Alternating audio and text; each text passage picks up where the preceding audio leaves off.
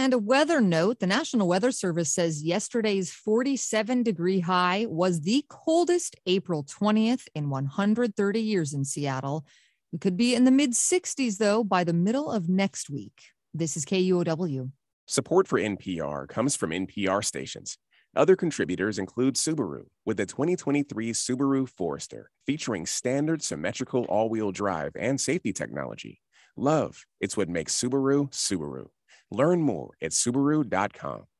Welcome to Friday. Welcome to KUOW's Week in Review. I'm Bill Radke. Someday old salts will tell the tale of the good ship Walla Walla and how she broke from her monotonous ferry route for a bonus visit to Bainbridge. We're going to catch you up on that and other big news of the week with our panel of journalists. And this week, that's Seattle Times editorial board member Claudia Rowe. Hi, Claudia.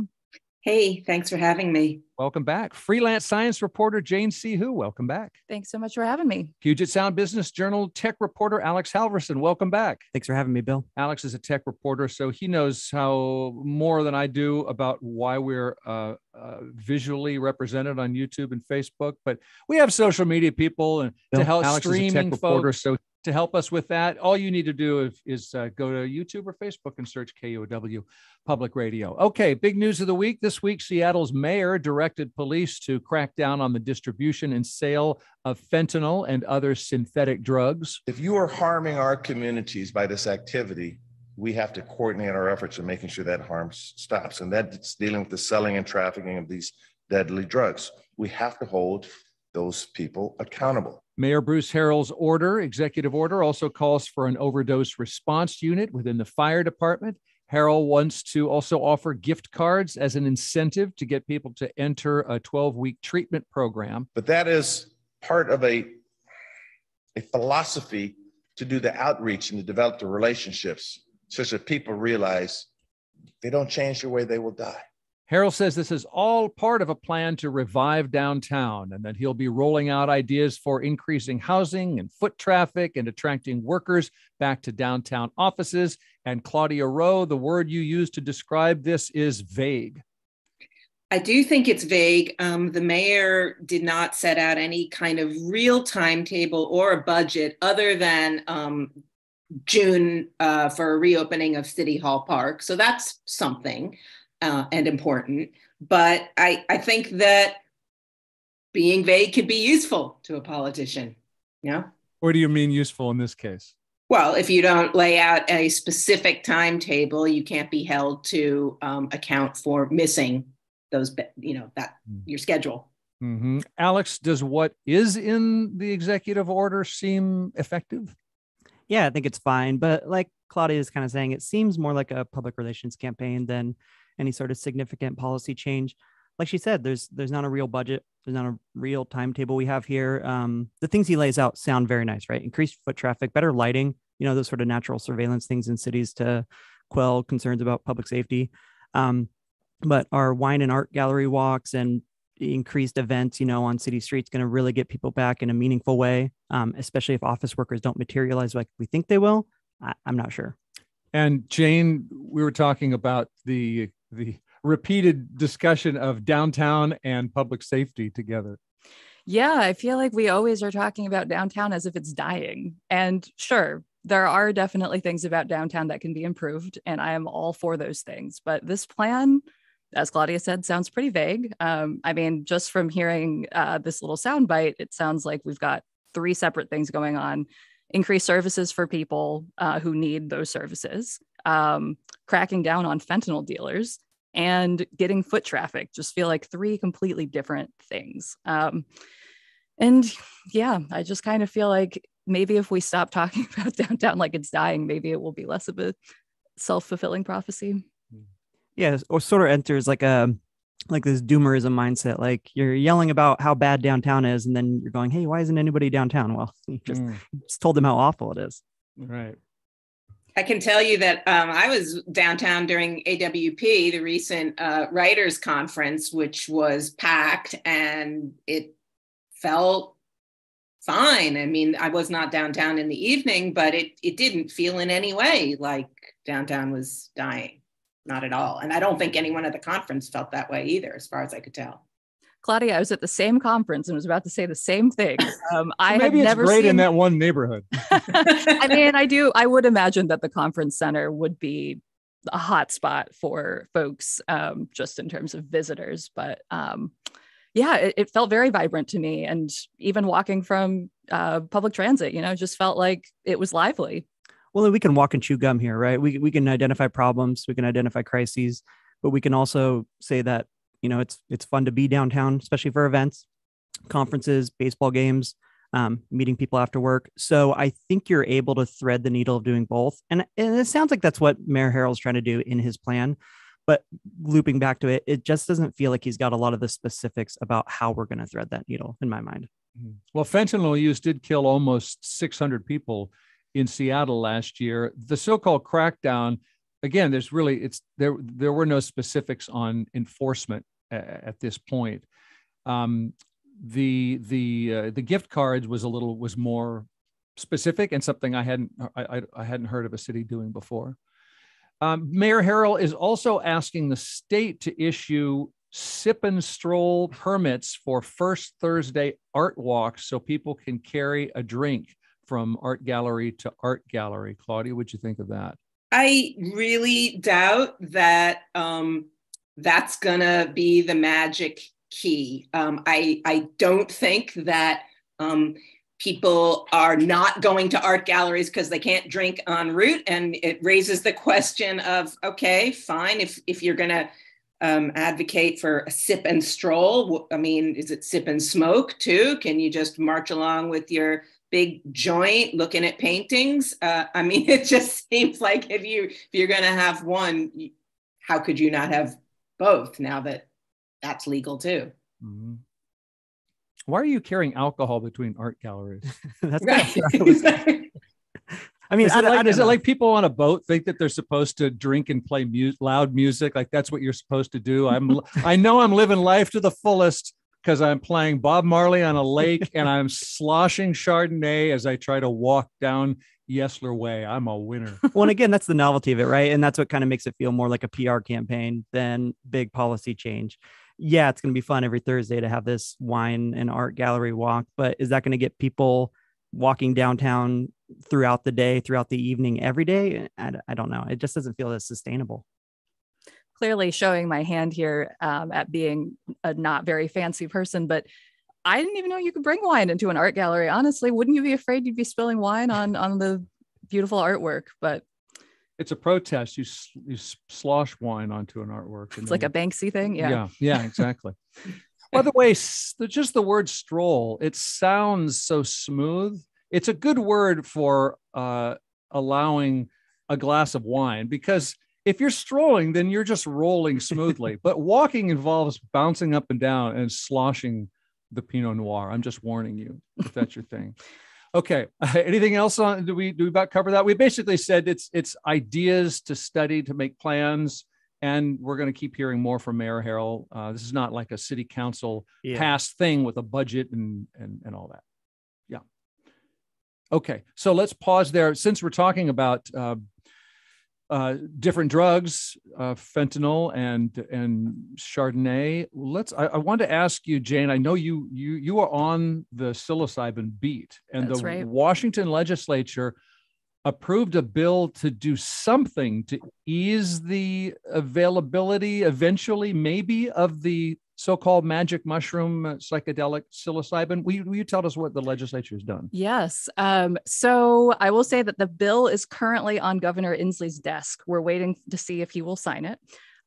So to back up a little bit, some of you might have heard that our neighbors to the south in Oregon had passed a measure in 2020 that allows for psilocybin centers. So essentially, people will be able to access psilocybin through a state-run program, and they go to a center and they can receive that psilocybin.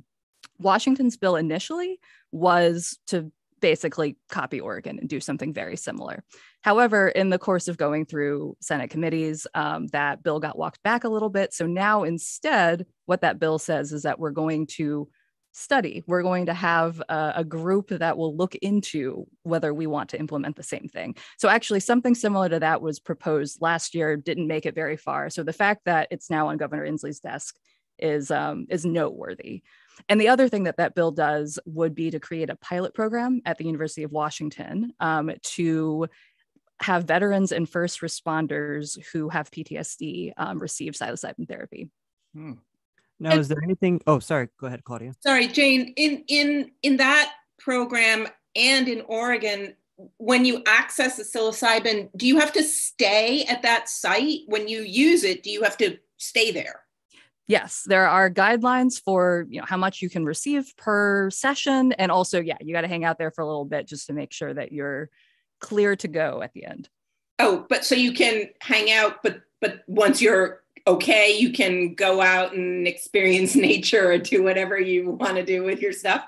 So I think all of the centers will be slightly different. So in Oregon, they're still setting up that system and it's not officially open yet. But I have talked to folks who are hoping to open centers. Some of them have a nature-based component. Some of them, have just kind of a hangout spot. Some of them are more focused on therapy. So, they'd also be having one-on-one or group sessions with therapists. So each place would be a little bit different, but there are guidelines that people must be monitored after being given these drugs. Interesting.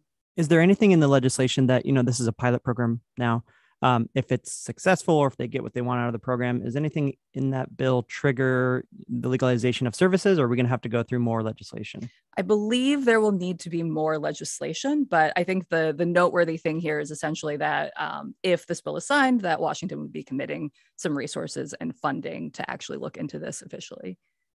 Someone, I think Claudia was asking about you're free to go once you've had your session. And I've been saying psilocybin. It's psilocybin? I've heard it both ways. Okay. So how high are you getting in this session? And for how long? Fair. That you also often depends. drive? Or? So I think the idea would be to keep people long enough so that they would be good to drive by the end of it for sure. But there are some places that would be giving microdoses, so extremely small doses that you might not even be able to feel like you are impaired. And then other places you'd be getting, a medium to large dose, and you're really hoping to feel the effects of those drugs. So scientists think that psilocybin can have an effect, a therapeutic effect, even if you don't feel high? So the jury is still out on that, honestly. There have been a lot of studies that look into whether microdosing is effective, if it does anything. And surveys and anecdotally, it seems like a lot of people feel like it does something for them. But when you get into randomized controlled trials, like clinical trials of it, it seems like there are no long-lasting effects. People say that they feel a little bit better right after they take this drug, but in the long term, it doesn't seem to, at least the science so far, does not seem to support that there's any long-term effect of microdosing. I'm trying to wrap my head around these centers. Are there like good analogies? Like, is it going to be similar experience of like going to a bar and having a drink, or is it more like a spa experience? Because it's not takeout, right? You have to experience the drug there, right? Definitely. From what I've heard from folks who want to open centers and the concepts that have been out there about it, it feels definitely more like a spa experience than a bar experience. But especially as the centers actually open, it'll be interesting to see the diversity if folks have just different tacks that they're taking to try and attract different audiences. Okay, well, have we learned anything from Oregon? If Oregon's ahead of us, or what lessons are we taking? I think that the lesson is that it is very hard to set up a system like this. There is a lot that needs to be done. Colorado actually also voted to do this in November of 2022. And so they are now trying to set up a system as well. And there's just all sorts of bureaucracy involved. So it seems like not a bad tack necessarily to take a look at, to have a group dedicated to figuring out like, well, how would we implement this? I think looking at Oregon and Colorado, I'm sure that Washington legislators would learn a lot. And Jane, is the ultimate aim sort of this is a better route for therapy, or is the ultimate aim this should be legalized for recreation? Depends on who you talk to. There are people on both ends of that, or I mean, I don't think that they're mutually exclusive per se, but there are some people who are much more interested in the therapeutic route, especially for veterans. A lot of studies and just kind of legislation has centered around veterans because I think that's an easy thing to rally around. But then there are also folks who just want this to be decriminalized and available for recreational use.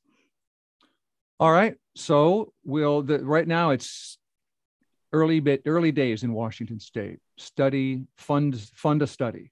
Governor Inslee has a next move, and then we'll see what happens, I guess. Okay. Well, let's pick back up on Olympia after we take a short break, since our task here is to catch you up on the week's big news. More of Week in Review when we return.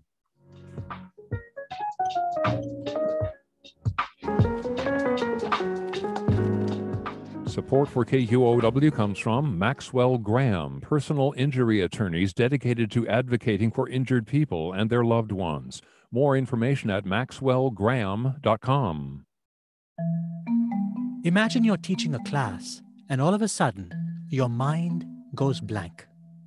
I just blanked. I just lost it. And of course, the more I tried to think about it, the more uncertain I became, and it just evaded me. Why our memory deserts us when we need it most. This week on Hidden Brain from NPR. Tomorrow morning at 9 o'clock on 94.9 KUOW. Support for KUOW comes from Cambium Landscapes. Since 1998, working with clients' tastes and home architecture to create landscapes that complement their outdoor lifestyles, whether relaxing in the spa, dining al fresco, or playing pickleball. Photos, reels, and more info on Instagram at Cambium Landscape. On KUOW's Week in Review, you just got caught up on psilocybin in Washington State from science reporter Jane Hu. We also have Puget Sound Business Journal tech reporter Alex Halverson and Seattle Times Ed Board member Claudia Rowe. I'm Bill Radke, by the way, and you can watch this show on YouTube or Facebook. Search KUOW Public Radio. This week, our state house passed the ban on some semi-automatic weapons. Governor Inslee will sign this into law. And Claudia, you called this a sea change.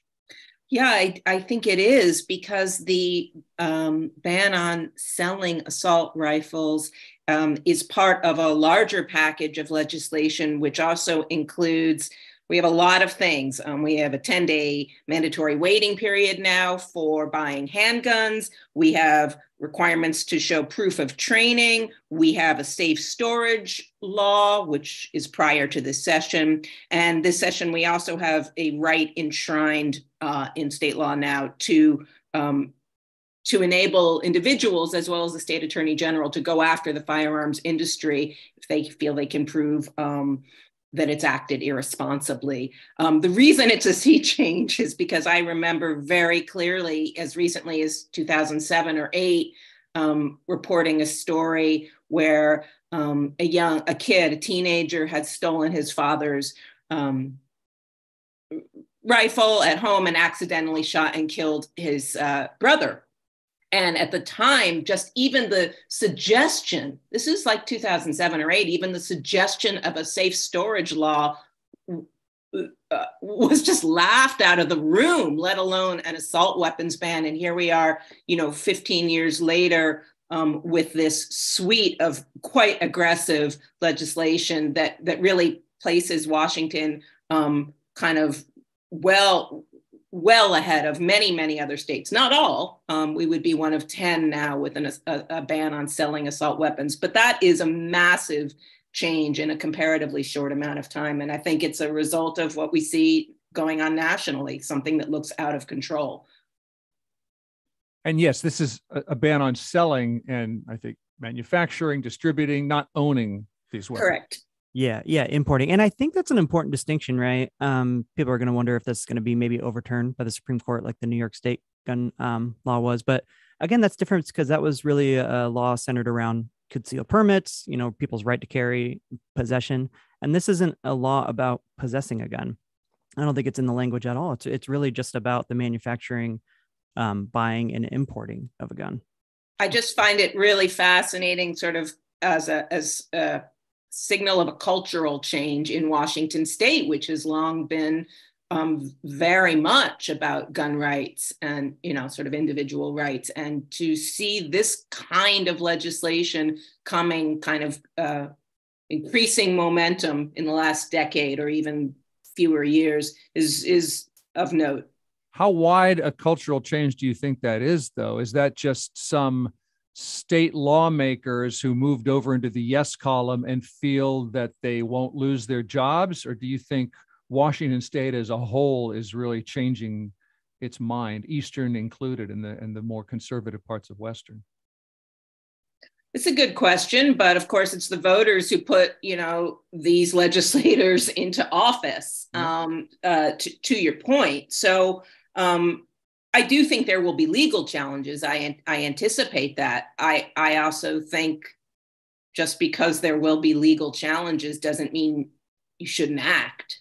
No. That would just be sort of like learned helplessness, sort of paralysis preemptively. I do think a majority of voters here feel that we need to do something in response to what is going on every week in this country, maybe every day. Maybe it's a matter of who the motivated voter is. We used to think of gun fans being the most motivated to the polls, and maybe in the last few years, it's been people who want more gun regulation have become more motivated. I don't know. Jane, how will we know if this ban is working? I think that's the tough thing. Nothing will happen if this suite of new legislation actually does its job. And I hope nothing happens because we've seen too many shootings already. I want to circle back on the popularity just for a second. I mean, it's not just legislation that we've seen this regulation come down. In 2018, voters passed the raising the bill on assault weapons sales to, I think, 21. For young people, that's true. And that was really popular. I think it won 60% of approval. So it's not just lawmakers making unpopular rules. Of course, there's opposition, but this is something voters have wanted in the past. Yeah. Okay. That is going to be signed by the governor. We already know that. I want to move now to legislation passed in both houses, I believe, to give a tax break, to extend and increase a tax break to newspaper publishers in order to help sustain local journalism, which raises the question, can a panel of journalists be fair and balanced on this topic? No.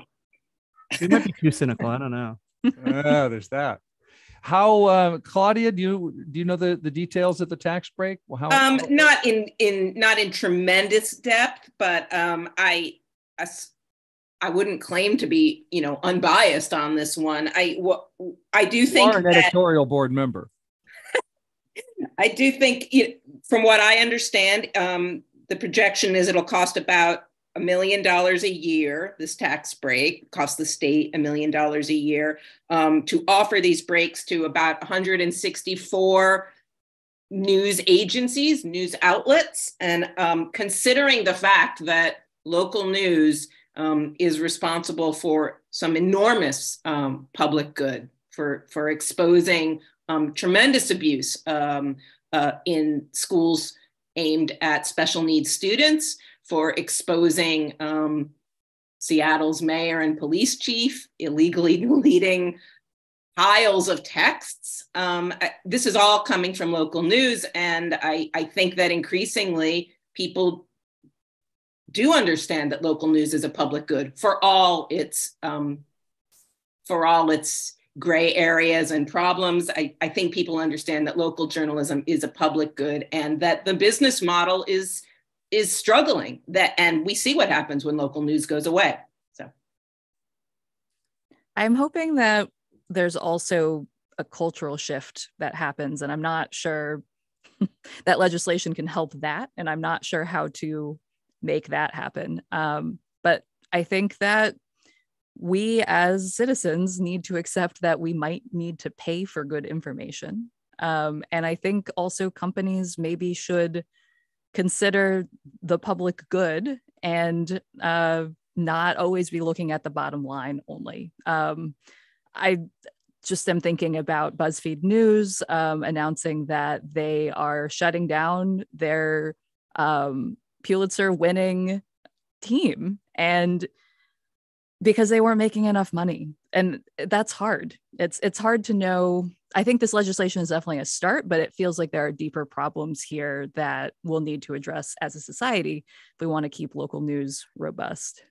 Part of that you can see happening with the increasing role of philanthropy in journalism, which was, as recently as 10 years ago, was seen as just anathema, just much clutching of pearls at the idea, but now is pearl clutching, Claudia, because why? I think I know what you mean, but say more about that. Oh, the idea that a private organization, philanthropy, whatever it might be, which might have its own agenda, right? Yeah. Philanthropic funders are usually aimed at a certain social issue. So the idea that a philanthropist who might have their own agenda would be funding newsrooms to any degree was, I think, quite really kind of alarming to a lot of traditional journalists. And I can certainly understand why. Obviously, I will say, Seattle Times was a recipient of that kind of funding for education coverage starting in 2013. And the paper hired me based on that funding. And I can say that there was great caution and cynicism about it within the newsroom initially. I can also say for sure that we never were told, write about this because, the Gates Foundation, which was our primary funder, likes it. Never once did I hear anything close to that. And I think that the reality that we need journalism, we need to find new ways to fund it, and journalists want to do right by their profession in as far as I can see. I think that truth became clearer and clearer to the newsroom at large, such that the model expanded. And now the Seattle Times funds a number of different beats through various forms of philanthropy. Yeah, and I think it's great to see public or policy intervention, to solve some of these problems. But I do worry that, something like this is just going to kind of be a Band-Aid on a smaller problem. It's going to help certain outlets, right? Seattle Times is privately owned. We're owned by a private company, the Puget Sound Business Journal is. So, I'm sure they was glad to get a tax break on that. But a lot of what you're seeing in local news are giant hedge funds, public companies buying small newspapers, and tax breaks not as big of an incentive to them, right? They have to have, revenue growth and profitability growth every quarter. And when they don't have that, how are they going to justify that to their shareholders if they've got this small paper that's a operating cost every quarter? They can axe those reporters. So we just saw that with BuzzFeed, right? BuzzFeed's a public company, and it wasn't just that BuzzFeed News was losing money. It's that they didn't really ever have any revenue or profitability growth, and shareholders don't like that. So I don't know if tax break is the fix for that, but it's going to be the fix for some outlets, I'm sure. I use the words newspaper publisher, but this is for who's a newspaper? What about websites, radio, TV? What news outlets get this break? Do we know? This business and occupation tax break? I actually don't know how widespread it's going to be. Okay. If a company or a paper is owned by a company out of state, will they qualify? I'm not sure. Yeah. Good question. I don't know the answer to that either. It's a good question. All right. How were there so many newspapers, which is what they were in the olden times when there wasn't big advertising dollars in doing that? How did they sustain? Was there much local journalism over the history of our country? This is something, I guess I'm just expressing a curiosity with no actual information to help you out. So maybe I'll just. It was a lot of ad spending. Yeah. That was the only place you could really advertise for newspapers. Yeah, right. And TV for the longest time. So advertisers spent a lot of money to pump newspapers full of ads, classifieds, things like that. But that's all gone now. I'll also say that the idea that journalism should be fair and balanced and unbiased is relatively new in the history of newspapers and magazines. People used to pay for these written materials because they just parroted back like what they already believed. And so you had newspapers and magazines with really strong angles, really strong beliefs that people wanted to pay for. And I think it's a little bit harder to I don't know, potentially sell that now, especially given the proliferation of free stuff online, which sometimes is good and sometimes is really not good. And they were incredibly sensational back in the day. I mean, that's where the term yellow journalism comes from. But if you look at old, Pulitzer and Hearst papers, some of those headlines are, they're unbelievable these days. Right. Yeah, good point. They were arms of different, industries and interest groups. Yeah. Okay. We've been discussing the legislature fully waiving the B&O tax on publishers. It was I don't remember the percentages, but this tax break already existed, has for almost 15 years, but it was about to expire. It's been extended, and now there's no B&O tax on publishers, I'm told. Okay, so we've been talking about a lot of legislative stuff and other stuff, the news of the week. We're going to take a short break, and we're going to leave Olympia to talk about the tenant-landlord relationship and the wayward Walla Walla, Washington, when we toin.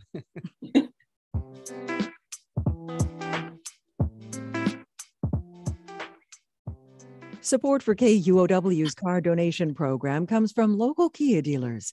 The all-electric Kia EV6 is capable of ultra-fast charging that provides 217 miles of range in 18 minutes. More info at kia.com. Every day we're hit with headlines, hot takes, TikToks, and tweets. But when it's time to go deeper, all you have to do is listen. Join me, Kim Malcolm, and All Things Considered as we bring you in-depth news and maybe even a story that surprises you. Listen to All Things Considered every weekday afternoon on KUOW, starting at 3. Support for KUOW comes from the Metropolitan Improvement District in partnership with the Downtown Seattle Association. Property owners within the Metropolitan Improvement District are focused on keeping downtown Seattle clean, safe, and welcoming 7 days a week. Learn more at downtownseattle.org/mid. You are catching up on the news of the week with me. I'm Bill Radke, and I'm just mostly asking the questions of the Seattle Times Claudia Rowe, Puget Sound Business Journal's Alex Halverson, science reporter Jane C. Hu.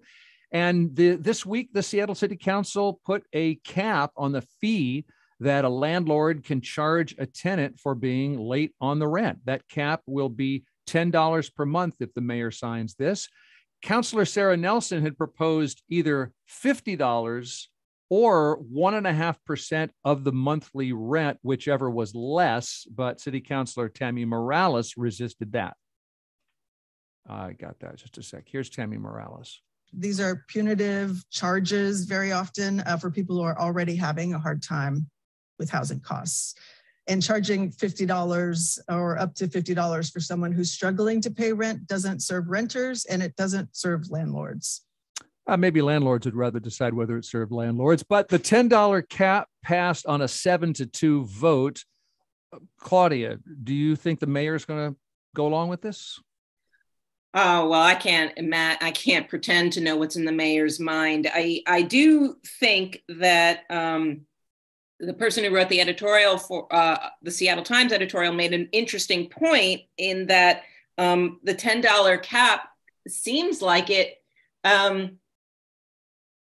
is actually more helpful to the wealthier renter, the person who can afford to be in a $3,000 swanky, 2-3 bedroom apartment. For them, a $10 late fee is nothing. It's really nothing. And for somebody struggling to scrape together, $900 for a studio, if such a thing even exists anymore in Seattle, it's a bit more onerous. This is similar to our sales tax, right? To the way our sales tax is really a much heavier weight on people who earn less money. So I can understand the argument then for the percentage, which is essentially a sliding scale. And even Councilor Sarah Nelson's version would have only gone up to $50 because her proposal was either 1.5% or $50, whichever is less. Right. So a truly progressive late fee system would be even different from that. Yeah. I think that the editorial said $10 is the $10 cap is neither an incentive nor a punishment. It sort of seems like nothing. Obviously, if you're a renter in trouble, I could certainly understand why that's better. But as the councilwoman said, I don't think people want to be late on their rent. I think if people are late on their rent, they're suffering and they're in trouble. So, I guess if you're the $3,000 a month renter and you just sort of lost track of time, or you're lazy or cavalier about paying your rent, and I guess the $10 cap suits you. Yeah, that's why it kind of sounds to me almost like a straw man, the editorial board saying that. I mean, with auto payment these days, if you're in a swanky apartment, they've probably got that automated system. I don't know if there's any data on this, but are wealthier apartment residents ever that late on rent? Like the councilwoman said, nobody really wants to be late on rent. So it's probably more of an issue of people scrounging up money for rent. So it's just one of those logical fallacies to me, the criticism over this in my mind. Shama Sawant, city councilor, said renters don't get late fees when their furnace or mold isn't fixed right away. They don't get to collect a fee. That's fair. So true. And I think ultimately folks who take issue with this, I've heard folks say, what about small time landlords? I think in that case, if you have a small number of renters, maybe talk to them, maybe see what's going on with them if they are consistently paying rent late and are unable to for some reason. I think this hopefully takes some of the incentive out of having these compounding late fees or long-term penalties. But I really just keep going back to this thought that no one wants to be late on their rent, and $10 fee just to be like, hey, remember that you got to pay this on time, could be enough incentive, but otherwise it might be a way to discover and have a conversation about why that keeps happening. Well, a conversation may or may not work, but it is the rental owner who has to pay their mortgage and their property taxes and upkeep. So it's falling on them. Sarah Nelson said late fees incentivize tenants to pay on time. And, quote, landlords don't charge fees to make money because they charge rent to make money. And Sarah Nelson and many others have said that either been in the past half a dozen years, something like 20 renters' rights regulations. Some of that's pandemic related, but it's been made. The city's made it harder on landlords, particularly mom and pop landlords, and it's going to keep housing stock low, which is not what we want. Any response to that? Well, the late fees incentivize people to pay rent on time. I would say the next rent check incentivizes me to pay rent on time. I don't want to pay 2 rents the next month. So again, it's just, I think, one of those more straw man arguments. I would like someone to explain to me why late fees aren't kind of fundamentally a junk fee. I'm not seeing that service reflected, in my service as a tenant or anything. And again, I get that it pays the mortgage and everything, but that's what the rent does. And if I don't pay rent for multiple months, well, then I'm evicted. So it seems like the incentivization for me to pay the rent is already kind of there, but maybe I'm wrong. I'm also curious what percentage of our housing stock actually is from these smaller landlords that we seem to be talking about here, rather than these giant companies that are not even owned by anyone in Washington, who are probably charging sizable fees and now won't be able to. Yeah, I know small landlords are people who write to me and tell me they're a small landlord. And for years they've been writing and saying that these rules are going to push me out. And some of them I still get emails from. So apparently it's not, the rules haven't become so onerous that it's still not a pretty good deal to be a landlord, which I have been in my past. But it's a without casting any aspersions, it's a fair question to just ask what are the pros and cons. Let's say even if these regulations do reach a point where a significant number of small landlords, it's not worth it. I'll use my money some other way.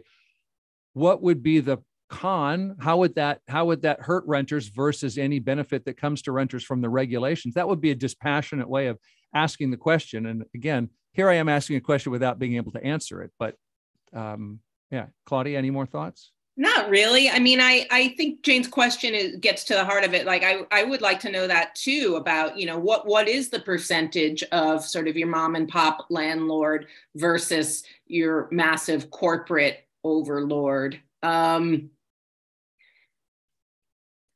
also suspect that that one thing might not be it, right? So Bill, you said people have been writing you for years. I imagine it is not easy to be a landlord having never been one. It's a headache. It seems like a lot to handle, especially if, you have other stuff going on and that's not your primary job. Mm-hmm.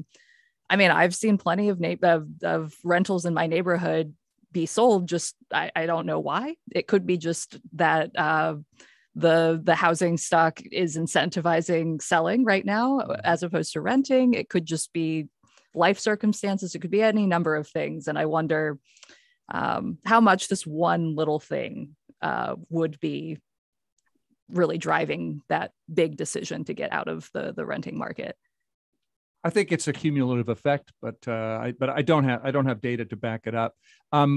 Maybe this will come up later. The question of whenever I hear landlord now, I hear a recent story. I'm doing this series called Words in Review. It's in the same podcast feed. You can hear it in your Week in Review podcast feed, but I've been looking into different words that we use. They pop up in news and culture. And so landlord versus housing provider, which some landlords would rather be referred to, like, this ain't feudal England. I'm not a lord, but that's somewhere in your feed. So you can, and on the website too, at KUOW.org, you can check out Words in Review. I might come back to that, but I just want to make sure that we mention another news story of the week that we haven't gotten to yet. This week, Bainbridge Island witnessed a maritime disaster. A state ferry went off course and gently nudged its way onto a place called Pleasant Beach, where locals awaited passengers with hot chocolate. Or, as the Seattle Times called it, quote, an unwelcome marker of the 111th anniversary of the Titanic's sinking. My friend David Croman. How true that is. Alex, does a power failure normally beach a state ferry? I've never heard of it, but there's a lot of mechanical problems on these ferries, right? There's quite often now that the fleet is aging. There's not a good pipeline to replace them. And some of the boats that should be retired are still being used and worked on quite often. So you have a lot of service issues. I used to commute by ferry, so it's happened to me. You're from Kitsap Peninsula. I'm from Kitsap Peninsula. I grew up near Kingston, took that ferry a lot. Used to commute by the Bainbridge Island ferry. And there was quite often where I'd, bike from Lower Queen Anne to the ferry dock, get there, and I miss a ferry because the boat's out for repair, which is a huge inconvenience because you live and die by that ferry schedule. Mm-hmm. But so this specific problem I haven't seen, but there's a lot of problems with our fleets. Yeah, it must have been something besides just flickering lights that sent it to Bainbridge. Yeah, the fleet is aging, as you said. And Jane, you were on the Bainbridge ferry the day before this grounding happened. Might you have caused it?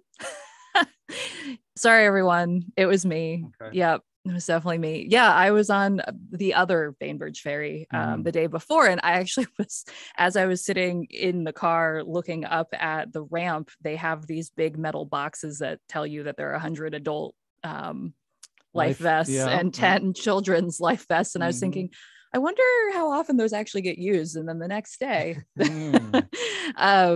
but yeah, while I was waiting for the ferry, I actually, on the way back to Seattle, the ferry that I was supposed to be on got canceled, and I was waiting in line, and there was a woman in the car behind me who just started chatting me up and said, I'm thinking about moving here. My son is going to UW in the fall, going to move to Bainbridge. Like, is this always what it's like? Like, are there these delays all the time? How convenient or inconvenient would it be to try and make that commute? And I think it really just kind of underscores, it got me thinking about whether this is normal. It does seem like we've had a year of ferry mishaps that have really shown how the fleet is aging and how that is going to affect people and is already affecting people who commute by that ferry. And it sounds like, based on the Seattle Times reporting, that we are not going to get any new ferries until 2027. So we might just be in it for a little bit until that can happen.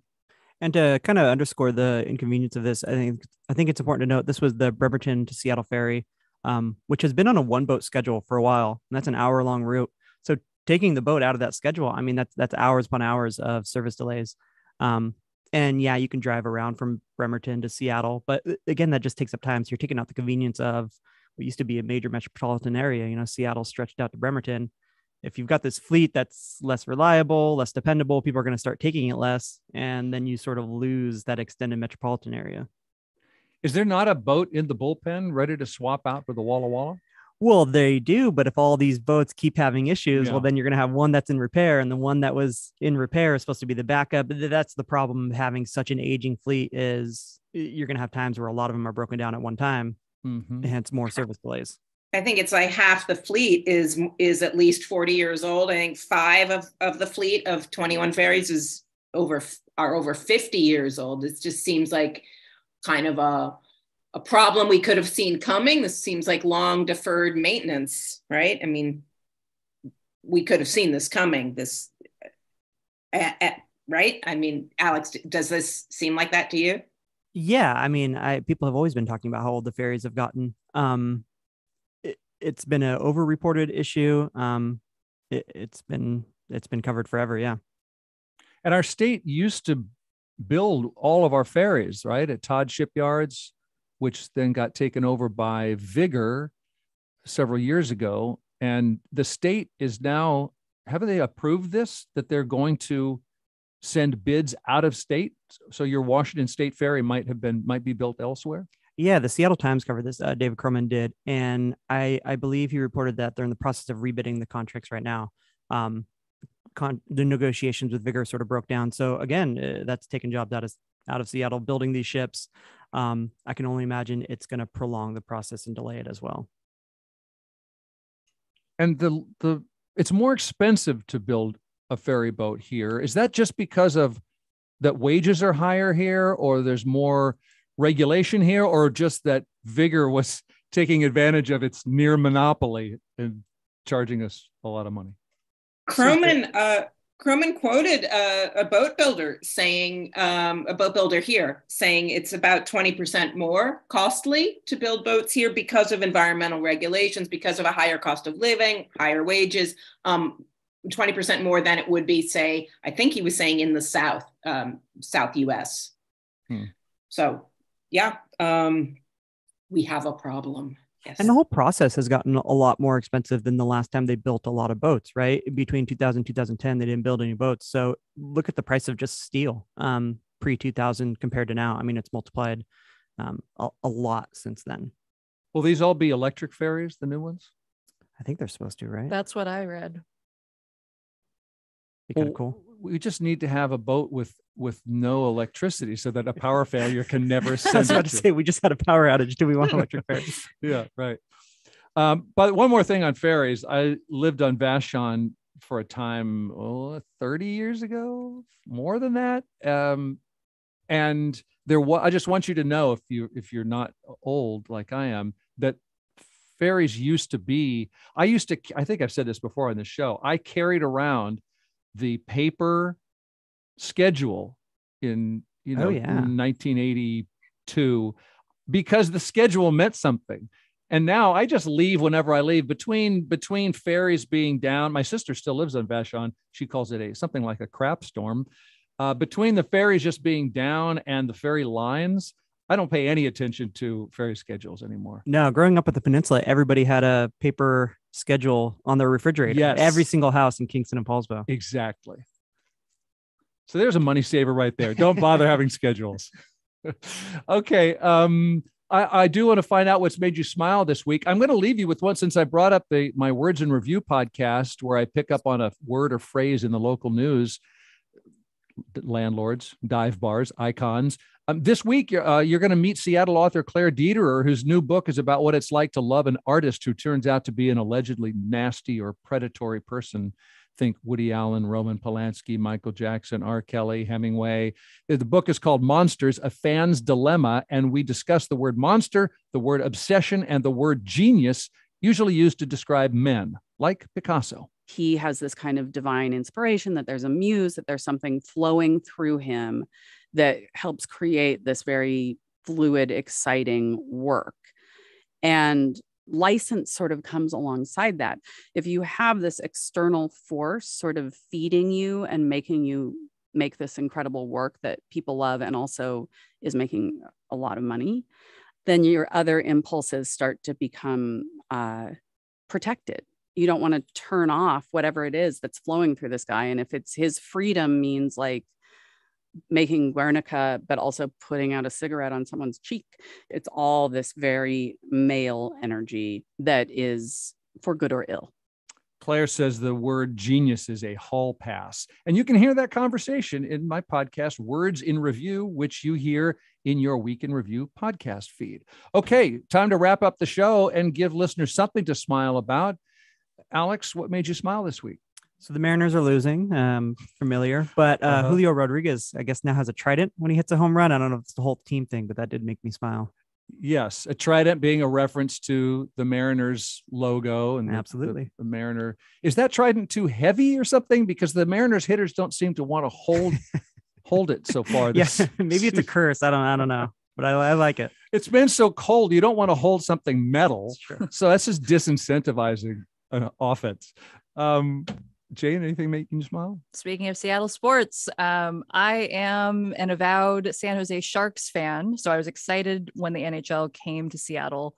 I'm still warming to the Kraken, but I am very excited to see them in the playoffs. And so game 2 did not go so well last night, but game 1, hey. And they're coming back here this weekend. If anyone has tickets that are less than $300, please hit me up online. I would love to go, but StubHub is popping off right now. So yeah, I went to one Kraken game and we had a great time, me and my kid. Claudia, we got about a minute left. Anything making you smile? Yeah, it's strangely policy related. I was glad to see the governor finally formally abolish the death penalty. We haven't had that in Washington for a number of years since a moratorium in 2018. However, I was very glad to just see the ceremony and seal the deal. No more death penalty in Washington. Presumably forever. And I think that is a good thing. There's other policy stuff, but I'll keep it there. Okay. Claudia Rowe is an editorial board member at the Seattle Times. Jane C. Hu is a freelance science reporter, and Alex Halverson reports on tech at the Puget Sound Business Journal. And I'm smiling because you put on a great show. Thanks for being our journalist panel this week. Thanks, great Bill. to be here. Thanks, Bill. Thank you to our producer, Kevin Knistet, and to Juan Pablo Chiquiza and Tio Popescu, who help us with social media and live streaming so you can watch the show at YouTube and Facebook when you like. Thanks to Bernard Ouellette, who runs the board and makes it all sound great. And thank you for making the show possible. Thank you for listening. I'm Bill Radke. We'll see you in another